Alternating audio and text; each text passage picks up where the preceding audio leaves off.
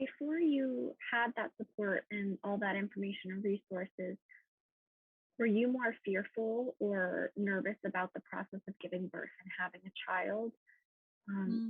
On the other hand, when you did get that information and support, did you feel more prepared and ready for that experience? Yeah, definitely. Also, it was a bit of a mystery because like in my family and in my culture, it's a bit taboo to speak about birth. It's almost like women. I've heard women say to me like,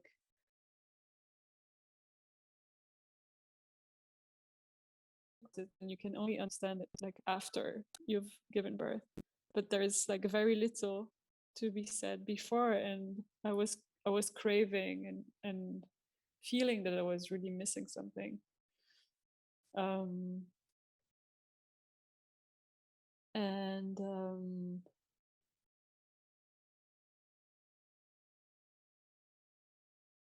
I had uh, I had two abortions before I gave birth. I I got pregnant two times with different partners when I was younger, and it's interesting because kind of, I mean, I don't believe in French we say le hasard. I don't know if there is an English word for it. It means I don't believe in coincidences, maybe. Um, but I got my first abortion in the same hospital that that lady brought me to uh, years later to give birth. And I only realized that when I arrived there to give birth. It was quite incredible to um, yeah, to realize this. And again, now I years later I have a very good knowledge of my menstrual cycle.